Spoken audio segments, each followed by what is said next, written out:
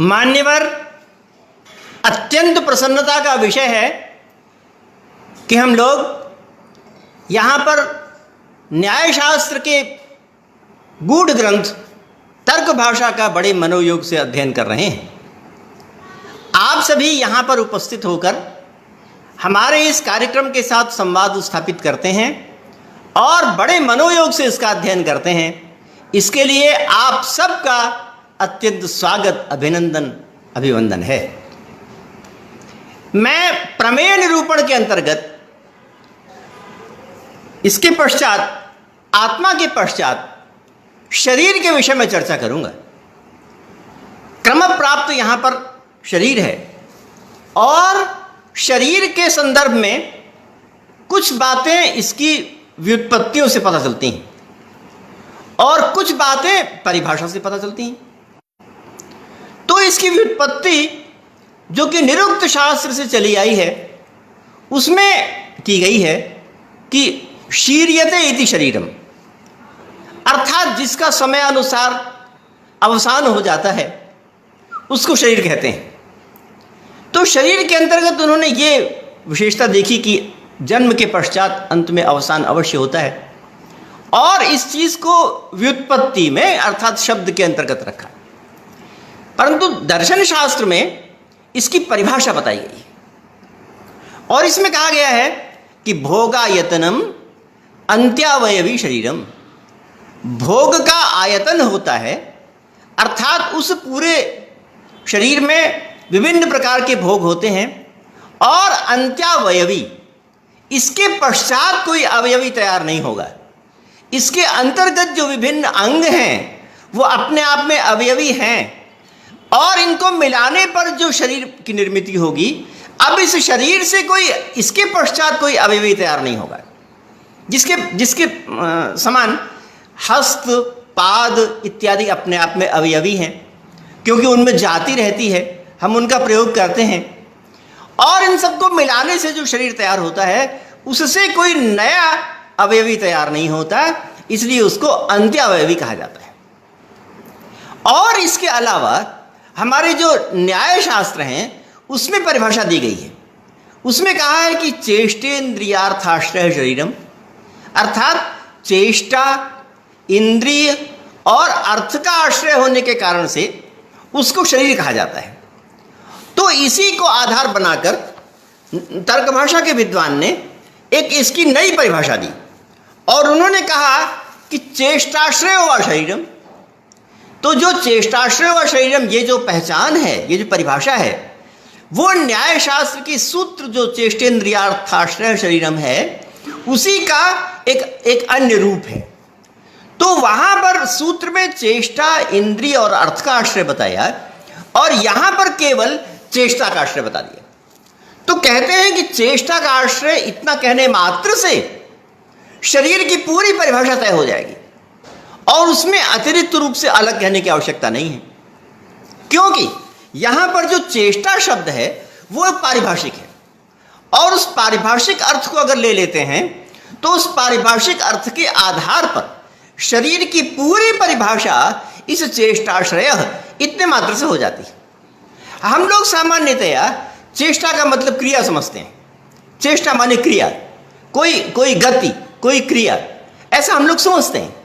परंतु यहां पर न्याय शास्त्र में चेष्टा और क्रिया में अंतर किया गया है और अंतर यह है कि जो जड़ पदार्थ हैं उनमें क्रिया होती है। जो जड़ पदार्थ है, हमारा इंजन है, हमारा रॉकेट है, हमारा वायुयान है, वो बहुत तेजी से गति करता है परंतु उसमें ज्ञान नहीं होता है, उसमें जड़ता होती है, उसमें जैसा विस्तृत दिया गया वैसा ही उसमें कार्य होता है। तो ऐसा कार्य होता रहता है, तो उसको तो क्रिया बोलते हैं। परंतु जो चेष्टा बोलते हैं वो ज्ञान स्वरूप होती है और उसमें जैसा कि मैंने कल कहा था कि कर्तुम अकर्तुम अन्यथा कर्तुम, चाहे मैं कर लूं चाहे ना करूं अथवा अन्य प्रकार से करूं, इन तीनों प्रकार से करने की स्थिति जहां पर होती है वो चेष्टा होती है। और यहां पर अपने दर्शन में जो चेष्टा की परिभाषा दी गई है वो ये कि हिताहित प्राप्ति परिहारार्थ क्रिया, हित अहित की प्राप्ति और परिहार के लिए जो क्रिया की जाती है।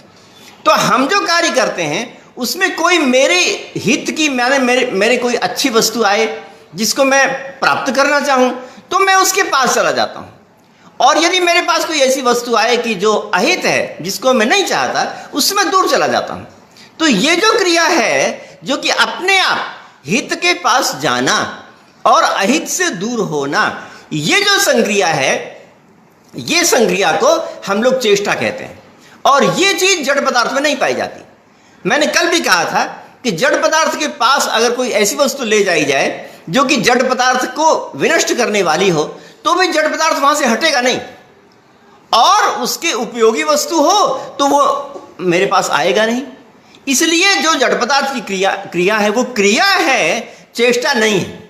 परंतु हमारी जो क्रियाएं हैं वो हित के अनुकूल होती हैं और अहित के प्रतिकूल होती हैं, इसलिए उसको चेष्टा कहा जाता है।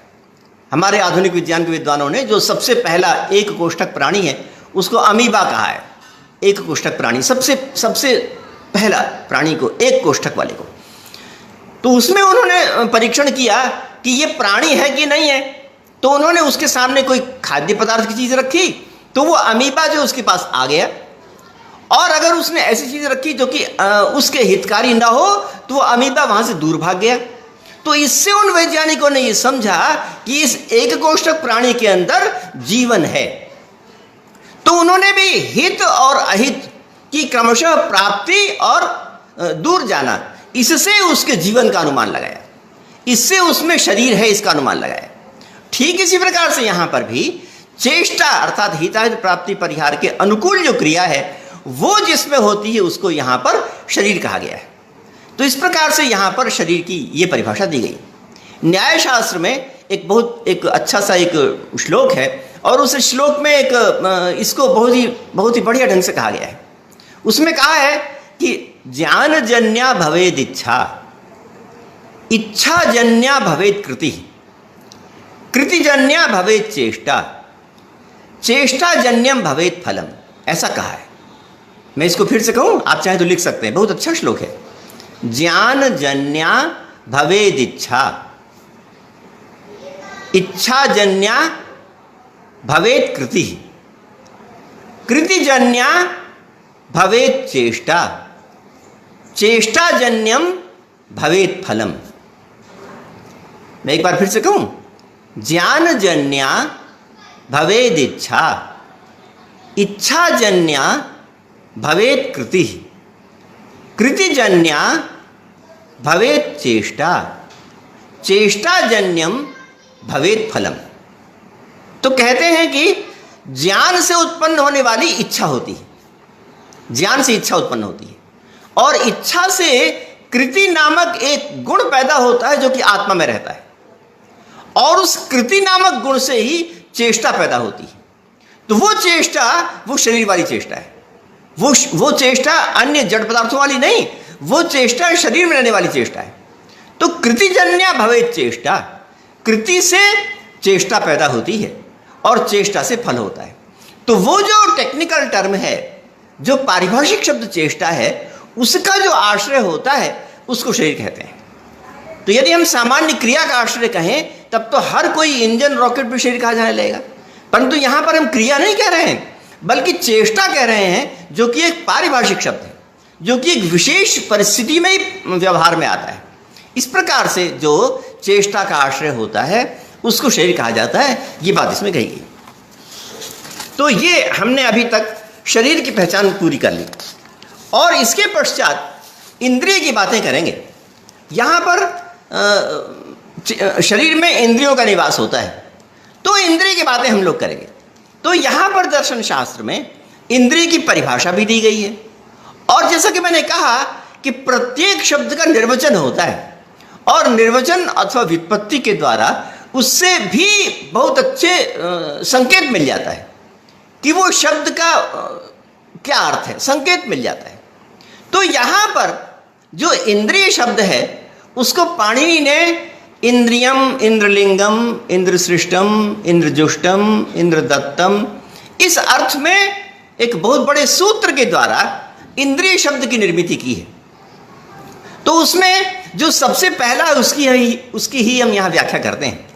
उसमें कहा है कि इंद्रियम इंद्रलिंगम, जो इंद्रिय होता है वो इंद्र की पहचान होती है। और इंद्र माने यहाँ पर क्या? इंद्र माने आत्मा। तो आत्मा की पहचान होती है। ये बात व्युत्पत्ति के द्वारा, निर्वचन के द्वारा कही गई है। तो इससे जो इंद्रियां हैं वो किस प्रकार की होती हैं उसका एक संकेत प्राप्त होता है।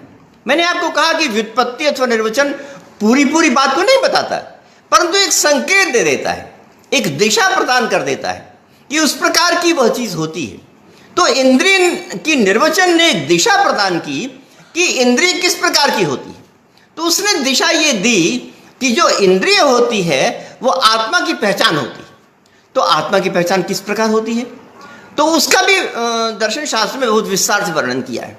उन्होंने बताया कि मान लीजिए आंखें हैं, तो आंखों में मैं एक आंख से अगर देखूं, एक आंख से, मान लीजिए एक आंख को मैं बंद कर दूं, दाहिनी आंख को बंद कर लूं, बाएं आंख से देखूं तो मुझे कुछ दिखाई पड़ेगा। और उसके बाद मैं बाईं आंख को बंद कर लूं और दाहिने आंख से देखूं तो मुझे यह अनुभव होगा कि मैंने जो दाहिने आंख से देखा वही मैं बाएं आंख से देख रहा हूं, ऐसा मुझे अनुभव होगा।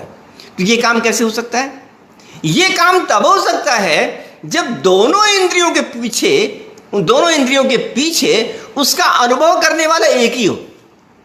अनुभव करने वाला मतलब दाहिने आंख से जिसने अनुभव किया उसी ने बाएं आंख से जो देखा उसका भी अनुभव उसी ने किया, कर्ता एक ही है। तो एक ही कर्ता होने के कारण से मैं ये कह सकता हूं कि जो मैंने दाहिनी आंख से देखा वही मैंने बाएं आंख से देखा। मुझे ये भी अनुभव होता है कि मैं कभी कभी आंखों से रूप का अनुभव करता हूं, उसके बाद त्वचा से स्पर्श का अनुभव करता हूं, और बाद में कहता हूं कि मैंने जिसको देखा था उसी को मैं आज स्पर्श कर रहा हूं, ऐसा मैं कहता हूं। तो ये काम कब संभव है? जबकि जो देखने वाला है वही छूने वाला तभी तो अनुभव कर सकता है कि जो वह है वही यह है। तो इस प्रकार से देखने और छूने वाला एक ही है। वो एक कौन है? वो एक है आत्मा। तो इस प्रकार से इंद्रिय के द्वारा आत्मा की पहचान होती है। इसलिए इस परिभाषा में कहा है कि इंद्रियम इंद्रलिंगम, अर्थात इंद्रिय इंद्र अर्थात आत्मा की पहचान होती है। तो ये बात तो व्युत्पत्ति में कही गई, ये बात तो निर्वचन में कही गई। अब यहां पर देखते हैं, यहां पर तर्क भाषाकार ने क्या कहा? तर्क भाषाकार ने कहा कि शरीर संयुक्तम ज्ञान कारणम अतीन्द्रियम इंद्रियम, तीन पहचान बताई। कहते हैं इंद्रिय की तीन पहचान होती है। क्या क्या पहचान होती है? शरीर संयुक्तम, एक तो शरीर के साथ जुड़ी हुई है, और दूसरे ज्ञान कारणम, जो ज्ञान का कारण है, और तीसरे अतीन्द्रियम, उसका दर्शन नहीं होता। अतीन्द्रियम माने उसको हम नहीं देख सकते, इंद्रिय को हम नहीं देख सकते, उसको बोलते हैं अतीन्द्रियम, ऐसा कहा। तो ये जो तीन बातें रखी गई, शरीर संयुक्त में तो स्पष्ट है, शरीर में ही सभी इंद्रियां वर्तमान है, इसलिए शरीर संयुक्त में कोई दिक्कत नहीं है। उसके बाद कहते हैं ज्ञान कारणम, और ज्ञान का कारण है, इसमें भी कोई समस्या नहीं है, क्योंकि इससे पहले चक्षु इत्यादि को ज्ञान का कारण के रूप में पूरे विस्तार से निरूपित किया गया है। प्रमाण के प्रसंग में ये बड़े विस्तार से निरूपित किया गया है कि इंद्रियां विभिन्न प्रकार के विषयों के ग्रहण करने में कारण होती हैं। तो इसलिए अगर मैं यहां पर कहूं कि वो ज्ञान का कारण है अथवा कारण है, तो इसमें भी कोई समस्या नहीं है, क्योंकि उसका पहले ही वर्णन हो चुका है। अब आगे कहते हैं कि वो अतीन्द्रियम, अर्थात उसको नहीं देखा जा सकता। ये बात बड़ी विचित्र है अपने आप में, उसको नहीं देखा जा सकता। यानी जैसे कि मेरी चक्षु है ना, तो चक्षु को कहते हैं कि चक्षु से पूरी दुनिया को मैं देख लेता हूं, चक्षु से पूरी दुनिया को मैं देखता हूं, परंतु चक्षु को कोई नहीं देखता है ना। कमाल, जिससे मैं पूरी दुनिया को देखता हूं उसको मैं नहीं देख सकता, वो मेरे देखने के ऊपर है, उसको मैं नहीं देख सकता। जिससे पूरी दुनिया को देखा उसको मैं नहीं देख सकता। यानी कठोपनिषद में इस प्रकार का एक ब्रह्म के लिए, ईश्वर के लिए आया कि यद चक्षुषा न पश्यति येन चक्षुषी पश्यति। कहते हैं ब्रह्म वो होता है कि जो आंखों से नहीं देखा जाता, परंतु जिसकी कृपा से पूरी आंखें देखती, वो खुद नहीं देखा जाता। उस खुद माने ब्रह्म, उस ब्रह्म को, ईश्वर को हम खुद नहीं देख सकते, परंतु उसी की कृपा से संपूर्ण आंखें देखती हैं।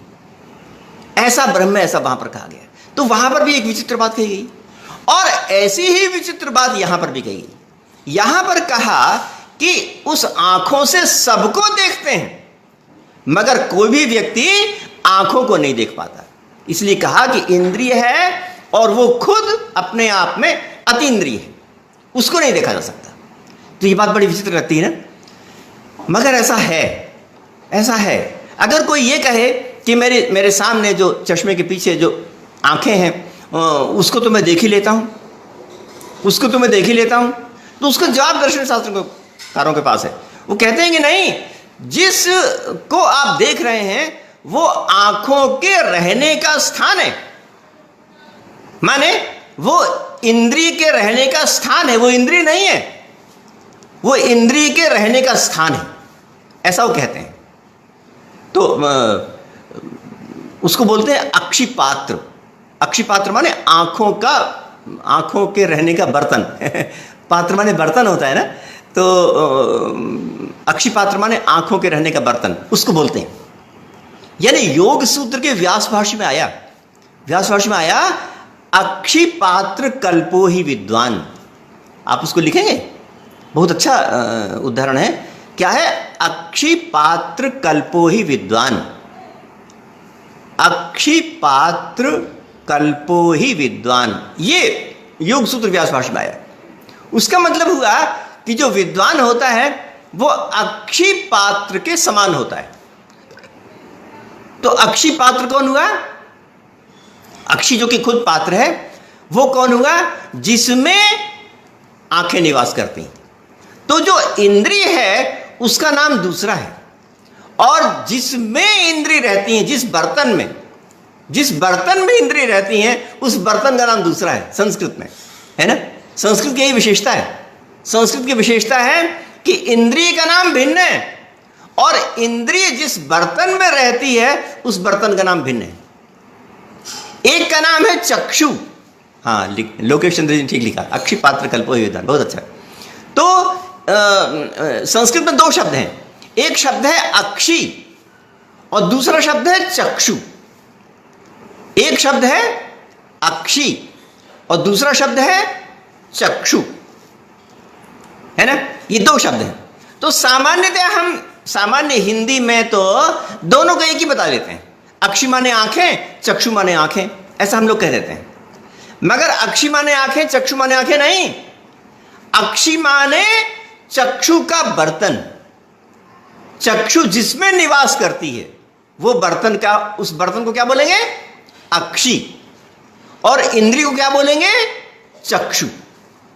तो अक्षी माने निवास स्थान और चक्षु माने इंद्रिय। जो अतीन्द्रिय होती है ना, जिसका हम दर्शन नहीं कर सकते, उसको बोलते हैं चक्षु। और जिसको हम देखते हैं, जो चक्षु का बर्तन होता है, जो चक्षु का निवास स्थान होता है, उसको बोलते हैं अक्षी, है ना। बढ़िया बात। तो इस प्रकार से अगर हम विभाजन कर पाते हैं तो हम इससे पहले के जितने मंत्र जिसको हम संध्या में प्रयोग करते हैं, है ना, संध्या में हम लोग प्रयोग करते हैं, तो उन मंत्रों की कितनी बढ़िया व्याख्या हो सकती है ना। आचमन के समय जब अंग स्पर्श करते हैं तो उसमें क्या मंत्र बोलते हैं हम लोग? अक्षणोर में चक्षुरस्तु, है, ओम वांगमा आसेस्तु, नसोर में प्राणोस्तु, अक्षणोर में चक्षुरस्तु, कर्णयोर में श्रोत्रमस्तु, ऐसा बोलते हैं। तो अक्षणोर में चक्षुरस्तु का मतलब क्या हुआ? अगर अक्षी और चक्षु का मतलब एक ही है तो क्या अर्थ हो जाएगा? कि मेरी आंखों में आंखें रह जाएं, यही मतलब होगा ना।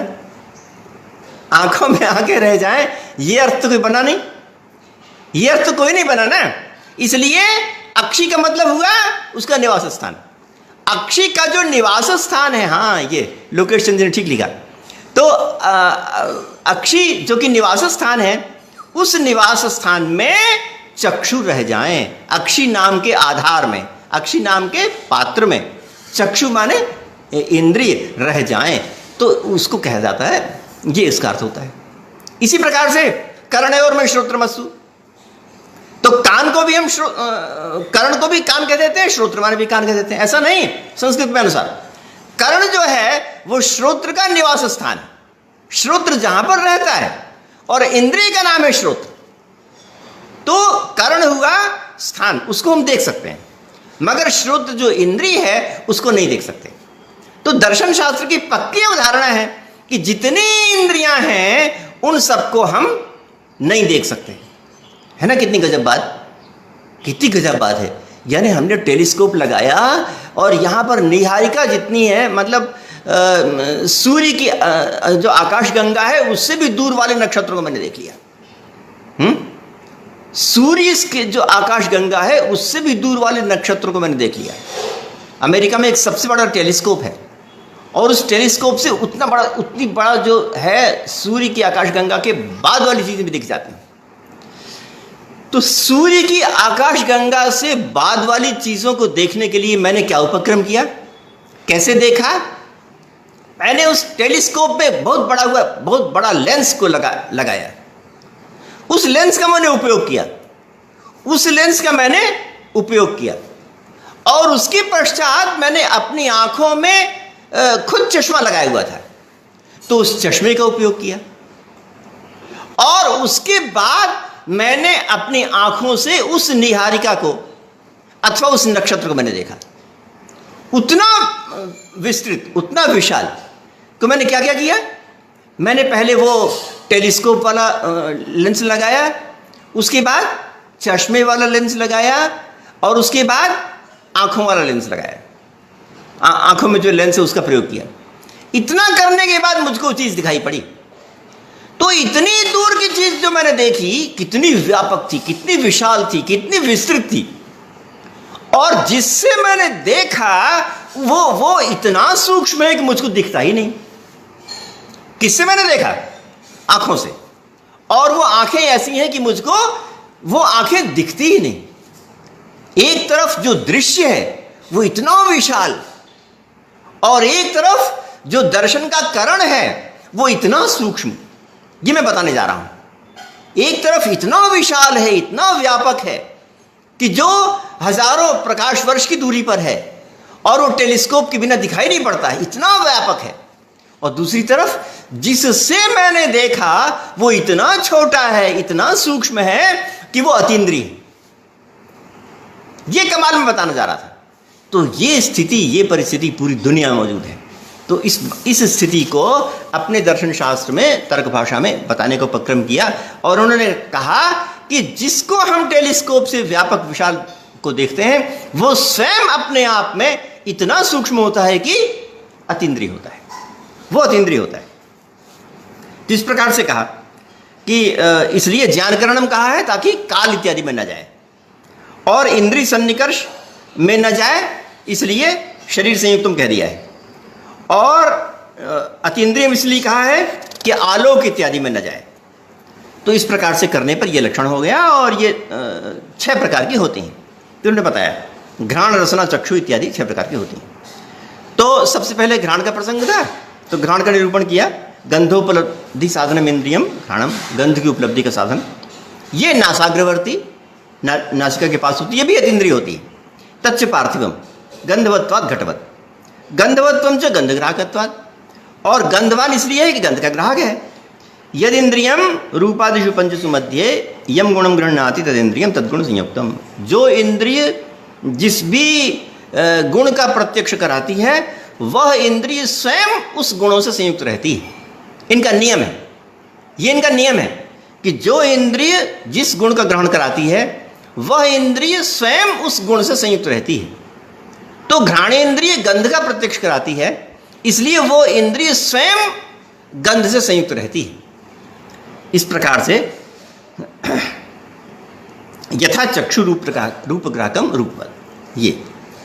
और इसके पश्चात रसोपलब्धि साधनम इंद्रियम रसनम कहा है। रसना जो है वो जिह्वाग्रवर्ती है, जिह्वा के ऊपर रसना रहती है, और वह आप्यम, वह जल से निर्मित है। अप माने जल, आप्य माने जल से निर्मित है। रसवत्ता, रसवत्तम च रूपादिषु पंचसु मध्ये रसस्य व्यंजकत्वा लालावत, जो अन्य सभी रूपादिकों के बीच में केवल रस मात्र का विभंजक होती है, लालावत, लाला के समान।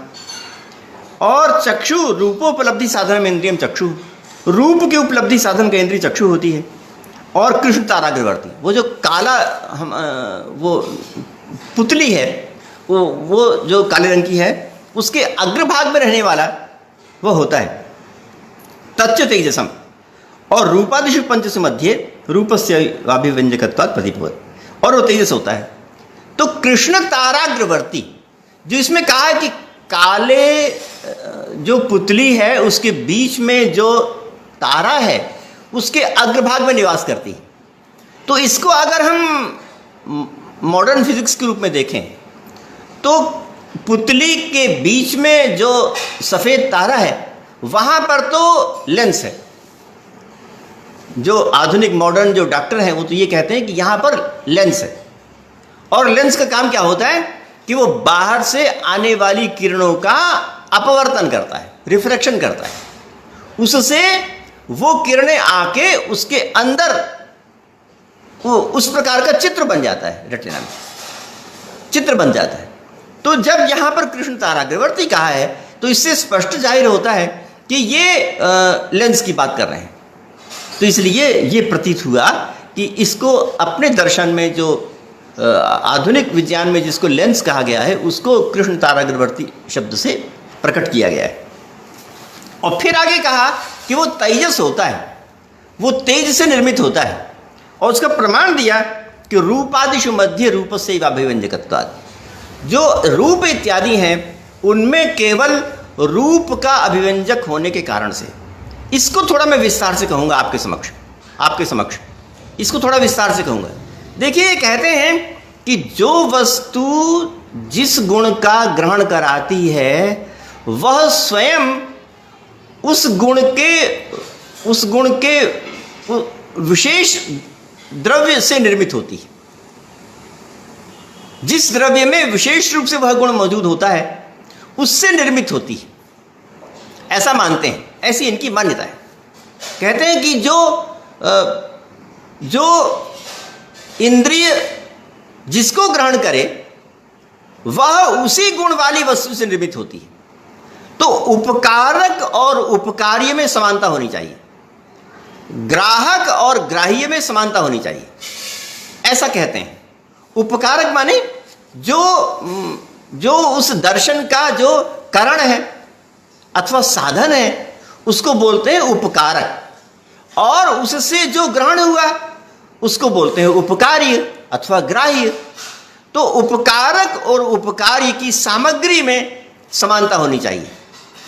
जिस चीज का वह प्रत्यक्ष कर रहा है, जिस गुण का वह प्रत्यक्ष कर रही है इंद्रिय, वह इंद्रिय उसी गुण वाले द्रव्य से निर्मित होनी चाहिए, ऐसी मान्यता है। मैं फिर से कहूं, वह इंद्रिय जिस गुण का प्रत्यक्ष करती है उसी गुण वाले द्रव्य से इंद्रिय की निर्मिति होनी चाहिए, ऐसी मान्यता है। मतलब उपकारक और उपकार्य में जो उपादान कारण है वो दोनों में समान होना चाहिए, ऐसी मान्यता है।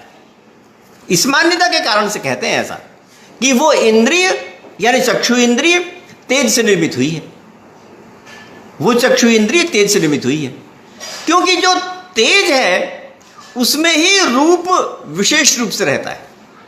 यद्यपि पृथ्वी में भी रूप रहता है, जल में भी रूप रहता है, तेज में भी रूप रहता है, मगर पृथ्वी और जल ये रूप की पहचान नहीं है। पृथ्वी में जो रूप रहता है, जल में जो रूप रहता है, वो पृथ्वी की पहचान नहीं है। पृथ्वी की पहचान तो गंध है, किसी गुण का वहां पर होना और उसका पहचान बनना, ये दो चीजें हैं। किसी में वह गुण होना और किसी गुण की उस वस्तु की पहचान बनना, ये दो चीजें हैं। देखिए, पृथ्वी में 5 गुण रहते हैं। कौन कौन से? रूप, रस, गंध, स्पर्श, 4 गुण रहते हैं न्याय के अनुसार। रूप, रस, गंध, स्पर्श 4 गुण रहते हैं। तो चारों गुण पृथ्वी में रहते हैं, परंतु पहचान कौन है? पहचान केवल मात्र गंध है, पहचान दूसरी नहीं है, रूप रस इत्यादि पहचान नहीं है। पृथ्वी की पहचान गंध ही है। यद्यपि पृथ्वी में चारों गुण रहते हैं, परंतु फिर भी पृथ्वी की पहचान केवल गंध है। ये मैं क्यों कह रहा हूं, और ऐसा क्यों कहते हैं दर्शन शास्त्र वाले? ऐसा इसलिए कहते हैं कि पहचान क्या होती है? पहचान वो होती है जो उसमें ही रहे, बाकी किसी में ना रहे। मैंने बताया था पहले, पहचान वो होती है जो उसमें ही रहे, बाकी किसी में ना रहे। तो गंध नामक जो गुण है वह ऐसा है जो कि पृथ्वी में ही रहता है और पृथ्वी के अलावा किसी में नहीं रहता है। इसलिए गंध जो है पृथ्वी की पहचान है, परंतु अन्य पृथ्वी की पहचान नहीं है। तो मैं ये कह रहा था कि यद्यपि रूप, रस, गंध ये तीनों पृथ्वी, जल, तेज में रहते हैं, परंतु रूप की जो पहचान है वो तेज से आती है, जो तेज से पहचान है। तो इसलिए मुख्य रूप से तेज वाला कौन हो गया? मुख्य रूप से जिससे पहचान बनती है तो मुख्य रूप से तेज हो गया। इसलिए कहते हैं कि जहां पर रूप विशेष रूप से रहे, मुख्य रूप से रहे, पहचान बनावे, उससे चक्षु की निर्मिति होती है। ऐसा प्राचीन विद्वानों की धारणा है, जिससे वह वस्तु, जिसको वो इंद्रिय जिस वस्तु को दर्शन करती है, जिस गुण का दर्शन करती है, वह गुण जिसमें विशेष रूप से वर्तमान होता है, उस द्रव्य से चक्षु की निर्मिति होती है। ऐसा इनका मानना है। ये बात आप लिख सकते हैं, ये बात आप लिख सकते हैं, एक बार लिखिए तो अपनी कॉपी में। मैं क्या कह रहा हूं? मैं ये कह रहा हूं कि जो इंद्रिय जिस गुण का प्रत्यक्ष करती है, वह गुण जिस द्रव्य में विशेष रूप से रहता है, उस द्रव्य से ही उस इंद्रिय की निर्मिति होती है। मैं फिर से कहूं, कोई इंद्रिय जिस गुण का प्रत्यक्ष करती है, उस विशेष गुण वाले द्रव्य से ही उस इंद्रिय की निर्मिति होती है। तो क्योंकि रूप नामक जो गुण है वह विशेष रूप से तेज में रहता है, इसलिए तेज से चक्षु की निर्मिति होती है। ऐसा मानने वाले प्राचीन विद्वान हैं। परंतु अब इस बात के संबंध में बहुत से आज के ज़माने में मतभेद हो गए हैं। आज के ज़माने में मतभेद हो गए हैं, इसलिए मैं इस बात को पता नहीं विस्तार से बताऊं या न बताऊं, परंतु संकेत तो दे सकता हूं, संकेत दे सकता हूं। वो ये है कि कुछ वस्तुएं ऐसी होती हैं जिसमें कि तेज वाली वस्तु खुद हो, उससे हमको रूप दिखाई पड़ता है। जैसे कि दीप कलिका है, दीप कलिका में तेज है और उसका तेज से हमको उसका रूप दिखाई पड़ता है। कुछ चीज़ें ऐसी होती हैं जो कि स्वयं तेजस नहीं भी होती हैं, परंतु वो तेज को अपने में विशेष रूप से एब्जॉर्ब कर लेती हैं और उस चमक को हमारे सामने रिफ्लेक्ट कर देती हैं। रिफ्लेक्ट माने हमारे पास पहुंचा देती हैं। अब देखिए ना, एक घड़ा है मान लीजिए, तो घड़े में तेज आया और घड़े ने उस तेज की पर्याप्त मात्रा को अपने अंदर अवशोषित कर लिया, अपने अंदर रख लिया। और एक दूसरी चीज है, उसको हम बोलते हैं कांच बोलते हैं, अथवा इंग्लिश में ग्लास बोलते हैं।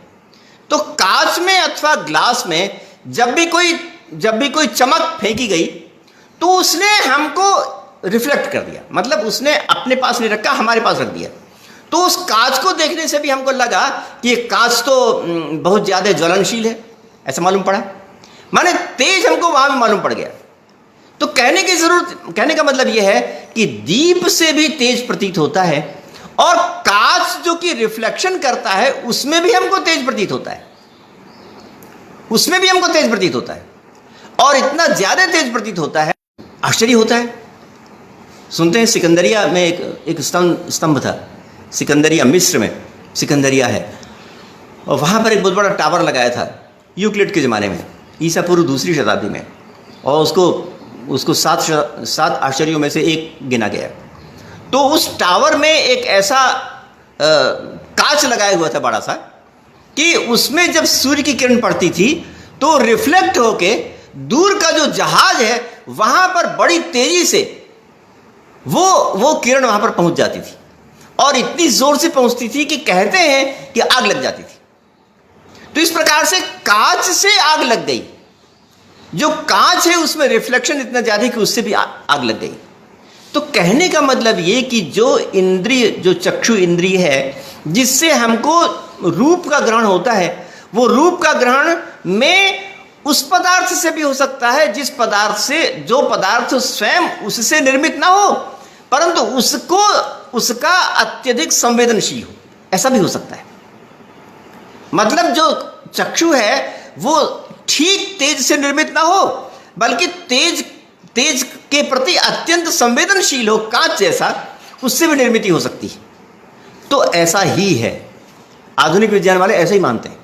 आधुनिक विज्ञान वाले कहते हैं कि जो चक्षु है वो दीप कलिका जैसे तेज से निर्मित नहीं होती, मगर अपितु तेज को के प्रति जो अत्यंत संवेदनशील है, कौन? कांच इत्यादि, जो अत्यंत संवेदनशील है, जिसमें रिफ्लेक्शन अथवा रिफ्रैक्शन की ताकत बहुत ज्यादा है, उससे उसकी निर्मित होती है। और ये बात सही है।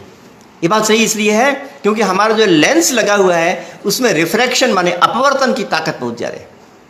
तो तेज से निर्मित होती इसका तो प्रमाण नहीं है, परंतु तेज के प्रति जो बहुत संवेदनशील होता है उससे निर्मित होती है, इसका प्रमाण मौजूद है। तो इसलिए हमको इस विषय में थोड़ा सा परिष्कार कर सकते हैं कि तेज से नहीं बल्कि तेज के प्रति अत्यंत संवेदनशील वस्तु से उसकी निर्मित होती है। तो यह है, इसको मैंने आपके पास संक्षेप में कहा क्योंकि हमको ये जानना चाहिए कि इस तर्क भाषा में जिस भौतिक विज्ञान की बातों को बताया गया है उसको आधुनिक भौतिक विज्ञान किस प्रकार से मानते हैं। अगर हम यहाँ पर केवल बैठ के अपनी बात को कह दें तो हम उन विद्वानों से कट जाते हैं जो कि आंखों के डॉक्टर हैं और जो आंखों की रचना की व्याख्या निरंतर करते हैं, उनसे हम हट जाते हैं। इसलिए आवश्यकता इस बात की कि हम दोनों को साथ में लेके चलें। इसलिए मैंने कहा आपको कि ये चक्षु के संबंध में बताया गया है प्राचीन विद्वानों ने, और उसके बाद त्वक के संबंध में कहा गया स्पर्शोपलब्धि साधनम इंद्रियम त्वक। स्पर्श की उपलब्धि का साधन त्वक होती है और उस सर्व शरीर व्यापी संपूर्ण शरीर में व्याप्त होती है, वो संपूर्ण शरीर में व्याप्त होती है। तो यहाँ पर त्वक को इंद्रिय कहा गया और वह इंद्रिय जिसमें निवास करती है उसको भी त्वक कह दिया गया। माने यहाँ पर घालमेल हो गया है। अभी मैंने कहा ना कि जो इंद्रिय होती है और इंद्रिय जिसमें निवास करती है उनके अलग अलग नाम हैं, परंतु यहाँ पर अलग अलग नाम नहीं है। यहाँ पर दोनों को एक ही नाम दे दिया गया। जैसे वहां पर मैंने कहा था कि एक नाम चक्षु है और एक नाम अक्षी है, एक इंद्रिय है और एक इंद्रिय का निवास स्थान है। एक नाम श्रोत्र है, दूसरा कर्ण है। श्रोत्र इंद्रिय है और कर्ण उसका निवास स्थान है, मगर त्वक के संदर्भ में अलग अलग नाम नहीं है। मतलब जो इंद्रिय है वो भी त्वक, और वो इंद्रिय जिसमें निवास करती है जिस चर्म में, वो चर्म भी त्वक। अलग से नाम नहीं दिया गया, ये नाम नहीं दिया गया। तो ये साहित्य शास्त्र के विद्वानों ने बताया कि जो चर्म के अर्थ में त्वक का प्रयोग होता है वो निरूढ़ लक्षण से होता है ना। काव्य प्रकाश में आया है। काव्य प्रकाश में कहा कि जो मूलतः तो त्वक शब्द इंद्रिय का वाचक है, परंतु अगर चर्म का वाचक होता है तो वो निरूढ़ लक्षणा के द्वारा होता है। तो खैर किसी भी लक्षणा के द्वारा हो, स्थिति यह हो गई है कि त्वक शब्द दोनों के लिए आता है। किसके लिए? इंद्रिय के लिए भी और इंद्रिय के निवास स्थान के लिए भी। तो कहते हैं कि जो त्वक नामक इंद्रिय है वो सर्व शरीर व्यापी, संपूर्ण शरीर में व्याप्त होती है, और तत्तु वायवीयम, और वो वायु से निर्मित होती है। रूपादिशु पंचसु मध्य स्पर्शस्य व्यंजकत्वात् अंग संगी सलिल इत्यादि व्यंजक व्यजन वातवत, ऐसा इसमें कहा है। तो कहने की तो इसमें भी बहुत सी बातें हैं। इसमें कहा है कि वो त्वचा वायु से निर्मित होती है। ये एक सामान्य प्राचीन मान्यता है और इसके विरोध में भी बातें कही जा सकती हैं, परंतु हम अभी विस्तार से आपको विरोध में बातें उतनी पूरी नहीं कहेंगे। अगर आपको कभी प्रश्न होगा तो इस पर भी हम विस्तार से बता पाएंगे कि इसको आज के विद्वान किस प्रकार से नहीं मानते और किस प्रकार से इन्होंने माना। परंतु जो इन्होंने माना है ना, उसका मात्र एक ही कारण है जो कि मैंने पहले बता दिया कि जो इंद्रिय जिस गुण का प्रत्यक्ष करती है वह उस गुण वाले द्रव्य से निर्मित होती है। बस यही सिद्धांत है इनका। कहना है कि उपकारी और उपकारक की जो सामग्री है वो एक होनी चाहिए। ग्राहक और ग्राह्य की सामग्री एक होनी चाहिए। ग्राहक जिसको ग्रहण करे, जिस ग्राही को ग्रहण करे, उस ग्राही का संबंध उस ग्राहक के साथ भी होना चाहिए। मतलब उन दोनों में एकता होनी चाहिए। तो क्योंकि त्वचा ये स्पर्श का ग्रहण करती है और स्पर्श विशेष रूप से वायु में रहता है, तो इसलिए वायु से इसकी उत्पत्ति होती है, ऐसा प्राचीन विद्वानों की मान्यता है। और शब्दोपलब्धि साधनम इंद्रियम श्रोत्रम, और जो श्रोत्र है वो शब्द की उपलब्धि का साधन है, उसको श्रोत्र कहते हैं।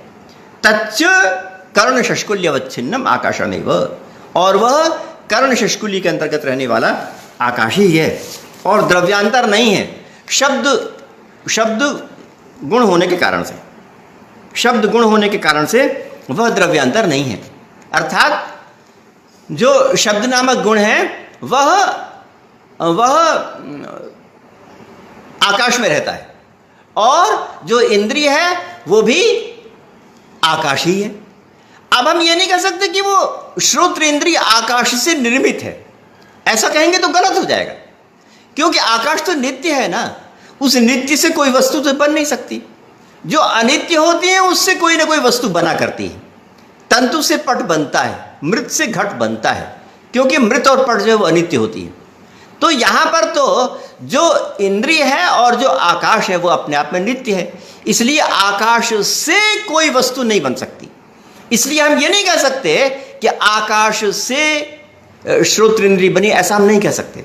जैसा हमने पहले कहा था कि पृथ्वी से घ्राण इंद्रिय बनती है, इस प्रकार से हम यहाँ ये नहीं कह सकते कि आकाश से श्रोत्र इंद्रिय बनती है, ऐसा नहीं कह सकते, बल्कि आकाश ही श्रोत्र है। बल्कि यहाँ पर कहा गया कि जो आकाश है वही श्रोत्र है, ये कहा गया यहाँ पर। तो वो शब्द ग्राहक होता है और वो आकाशी श्रोत्र होता है। यद इंद्रियम रूपादिषु पंचसु मध्ये यद गुण व्यंजकम तत्तद्गुण संयुक्तम, जो इंद्रिय रूपादि के बीच में जिस गुण का व्यंजन करे वह उस गुण से संयुक्त होती है। तो इसलिए वह क्योंकि शब्द का प्रत्यक्ष करती है और शब्द आकाश में रहता है, इसलिए आकाश ही है। ऐसी मान्यता अपने प्राचीन विद्वानों की है, मगर आधुनिक युग में बहुत मॉडिफिकेशन हो गया है, काफ़ी मॉडिफाई करना पड़ेगा। अगर केवल आकाश मात्र को इंद्रिय मान लिया जाए तो इतना ज़बरदस्त संरचना जो इसके अंदर है उसकी क्या व्याख्या होगी। आकाश मात्र से इंद्रिय चलने लगेगी। ये कर्ण शष्कुली माने कान के अंदर का जो बहुत जी बांसुरी जैसी एक बहुत बड़ा नली जैसी है, उसके पास जो आकाश है, मात्र उस आकाश को ही कह देते हैं इंद्रिय। तो अगर मात्र आकाश ही इंद्रिय हुआ तो इस जो नली के अंदर जो बहुत बड़ी गजब संरचना है, उस संरचना को क्या कहा जाएगा। इसका मतलब है कि वो संरचना हो या ना हो और शब्द की उपलब्धि होने लगेगी, ऐसी बात नहीं है। उस संरचना का आवश्यक प्रभाव है और उसके द्वारा ही हम शब्द को सुन पाते हैं। इसलिए मैं कह रहा था कि उसमें काफ़ी मॉडिफाई करने की ज़रूरत है। विद्वान बताते हैं, भौतिक विज्ञान के विद्वान बताते हैं कि यहाँ पर जो श्रोत्र है एक बहुत बड़ी नली है और नली के पास एक अस्थि माने हड्डी है और हड्डी के बीच में पानी है और पानी में कुछ नर्व्स हैं, वो उस पानी में डूबी हुई हैं और वो जो नर्व्स हैं वो मस्तिष्क तक गई हैं, तब जाके प्रत्यक्ष होता है शब्द का। पहले हड्डी है, हड्डी वो 3 हड्डियां हैं, धरणक इत्यादि 3 हड्डियां हैं, तो उनको वो तीनों तरफ यहाँ पर हैं और तीनों तरफ जो हड्डियां हैं उनके बीच में कुछ जल भरा हुआ है, पानी जैसा भरा हुआ है और उस पानी में कुछ नर्व्स जो है वो डूबी हुई हैं और वो जो नर्व्स हैं वो उनका संबंध मस्तिष्क के साथ है। तो इतना काम होता है। तो जब हम कोई ध्वनि को भेजते हैं, ध्वनि हमारे पास पहुंचती है तो उन हड्डियों में कंपन होता है। तो आधुनिक विज्ञान के विद्वान मानते हैं कि वायु में भी ध्वनि का प्रकंपन होता है, हड्डी में भी होता है लोहे में भी होता है, पानी में भी होता है, इन सब में प्रकंपन होता है। ध्वनि प्रकंपित होती है, यानी हड्डी में भी होता है। आजकल तो चाबी वाली घड़ी नहीं मिलती ना, चाबी वाली, आजकल तो सेल वाली घड़ी ज़्यादा मिलती है। जो हाथ पे पहनते हैं ना घड़ी, तो सेल वाली घड़ी ज़्यादा मिलती है। पहले चाबी वाली घड़ी मिला करती थी, चाबी जिसमें लगा देते हैं। तो चाबी वाली घड़ी को अगर हम दांत से दबा लें और कान को यूं बंद कर दें तो हमको टिक टिक सुनाई पड़ती है। इसका मतलब क्या हुआ कि वो जो चाबी में घड़ी की आवाज़ हो रही थी, वो आवाज़ दांतों की हड्डी तक गई और वहाँ से कानों तक गई, तो हमको उसको सुनाई पड़ता है। कहने का मतलब ये कि हड्डी भी ध्वनि का सुचालक होती है। तो कान के अंदर जो नली है, उस नली के अंदर हड्डी है और हड्डी भी उस ध्वनि का सुचालक होती है। तो हड्डी में प्रकंपन होता है, प्रकंपन होता होगा, कितना सूक्ष्म, आंखों से तो दिखता ही नहीं। हड्डी का प्रकंपन भी हमको आंखों से दिखता नहीं, और हड्डी के पश्चात जो उसमें पानी में प्रकंपन हुआ वो भी हमको आंखों से दिखता नहीं, परंतु पानी का प्रकंपन होता है। और पानी के प्रकंपन में जो नर्व्स डूबी हुई है वो भी प्रकंपित होती है, और उस प्रकंपन को वो मस्तिष्क तक भेजती है, तब मुझे कुछ सुनाई पड़ता है। कितनी बड़ी बात है, यानी ईश्वर की रचना कितनी गजब है, ईश्वर ने कितनी महान रचना की है।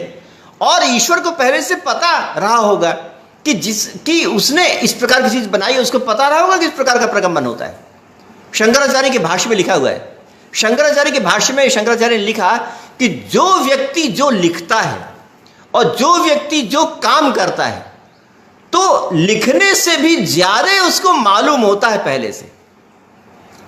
मतलब हमने जो लिखा है, कुछ ही बातें लिखेंगे मगर हमको मालूम ज्यादा होता है। काम जो हम करते हैं, जिस भी व्यक्ति ने कोई चीज बनाई, तो वो जिसने बनाई है वो उससे कुछ ज्यादा जानता है।